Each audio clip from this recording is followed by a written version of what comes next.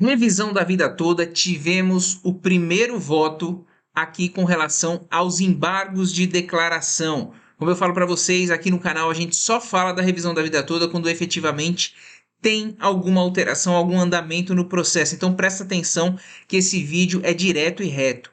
Tragédia na revisão da vida toda. Olha só o que Alexandre de Moraes, o ministro, fez. Eu vou explicar para vocês direto e reto. Tem um monte de gente lendo a decisão inteira que não interessa para vocês. O que interessa é o voto dele, tá?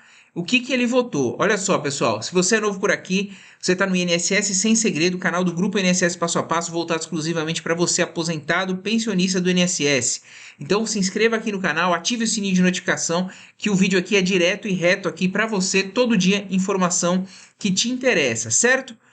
Olha só, ocorreu o voto de Alexandre de Moraes, o primeiro-ministro a votar. Começou ontem à noite a votação dos embargos de declaração, o último capítulo da revisão da vida toda. O INSS entrou com embargo de declaração, dizendo que a decisão do STF estava omissa em uma série de quesitos. Então aqui, ó, ausência de decisão contra a nulidade do acórdão recorrido pelo STJ, enfim, mínimo divisor comum, prazos prescricionais. E o que você quer? Você que está aí falando simples aqui com você. O que você quer? Você quer saber, vou receber meus atrasados? Vai corrigir minha aposentadoria? É isso que você quer saber, não é? Então o INSS pediu uma série de coisas aqui e o ministro acolheu duas delas. Então começamos a ler aqui o voto do ministro e eu peguei a parte mais importante aqui. Vai pagar? Vai pagar. Opa, tá garantido. Vai pagar os atrasados? Então vamos lá, ó.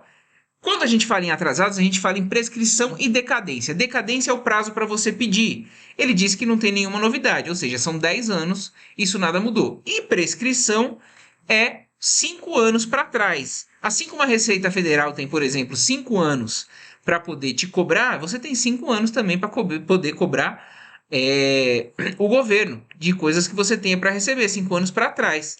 Então olha só o que ele diz aqui, ó. No que toca à alegada omissão quanto aos prazos prescricionais e decadenciais, para a revisão do benefício, deve-se registrar que inexiste controvérsia acerca desse tema no caso julgado. Opa, boa informação. Ou seja, paga os últimos 5 anos e continua o prazo de 10 anos para poder pedir. O presente tema de repercussão geral cingiu-se debater a possibilidade de revisão do benefício previdenciário mediante a aplicação de regra definitiva, que ele explica a revisão da vida toda. Assegurado esse direito aos segurados pelo julgamento do recurso paradigma, por óbvio, o prazo para a revisão do benefício segue as regras de prescrição e decadência previstas na legislação vigente. Quis dizer o que aqui? 10 anos para poder pedir e 5 anos para trás da data que você solicitou. Isso foi o que ele quis dizer aqui. E agora vem o que eu chamo de tragédia. Por quê? Porque ficou agora confuso demais para a gente que estava esperando uma resposta muito objetiva do ministro, né? Lembrando que é só o primeiro voto. Vamos aqui então, ó.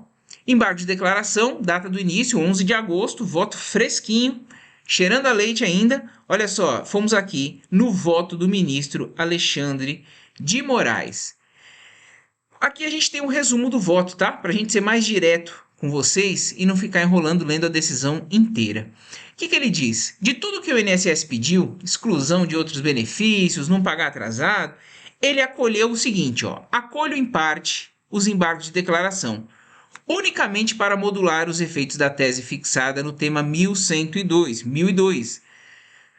Modulação dos efeitos da decisão para que se exclua do entendimento fixado no tema 1102, a revisão de benefícios previdenciários já extintos, ou seja, benefícios já cessados, ele acolheu. Então vamos supor, um benefício seu que já cessou, um auxílio-doença lá atrás, você vai ficar sem direito à revisão da vida toda porque é um benefício já extinto. Concordo com isso? Não, acho muito injusto, mas vamos para a próxima, porque é aqui que piora a coisa. Lembra que eu mostrei para vocês que ele disse com relação à prescrição e decadência, ou seja, recebimento de atrasados e prazo para entrar, estava tudo ok? Não tinha polêmica com relação a isso? Pois bem, aqui no resumo do voto dele, ele coloca aqui que a revisão, ele acolheu A revisão e pagamento de parcelas de benefícios quitadas à luz e ao tempo do entendimento vigente, vedando-se, por consequência, o pagamento de diferenças anteriores a 13 de abril de 2023, nos moldes pedidos pela autarquia. Ou seja, o que ele quer dizer aqui? Vai corrigir a aposentadoria? Vai, mas de 13 de abril de 2023 para frente. E ó, o C, aqui embaixo, ele diz o seguinte: a revisão das parcelas vencidas anteriormente à data da publicação do acórdão desse paradigma. Aplicam-se às próximas parcelas a cláusula rebus sic stantibus para que sejam corrigidas observando a tese fixada landing case. O que ele quis dizer aqui, pessoal? Que vai corrigir sim, de acordo com o novo cálculo da revisão da vida toda, só que sem pagar os benefícios atrasados da data que você entrou e 5 anos para trás. Então, as parcelas vencidas, por exemplo, e no 2 aqui, no B, ele deixa muito claro, vedando-se, por consequência, o pagamento de diferenças anteriores a 13 de abril de 2023.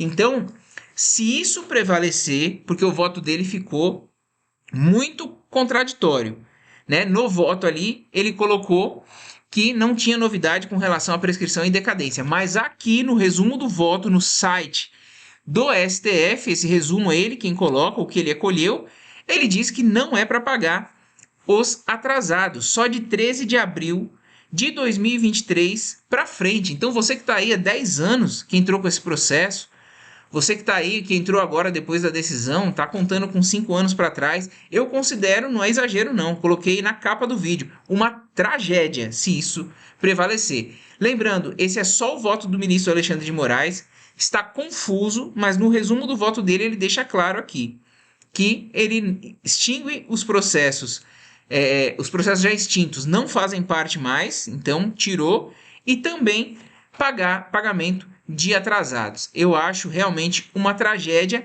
só que nós teremos, pode ser ao longo do dia, até o dia 21, aí a gente vai estar acompanhando o voto dos outros ministros. Não é possível que os outros ministros também vão entender da mesma forma que Alexandre de Moraes. E aqui, sendo justo, Alexandre de Moraes tem sido um ministro muito a favor dos aposentados e pensionistas, a favor da lei, na verdade, né? Fazendo o que é justo.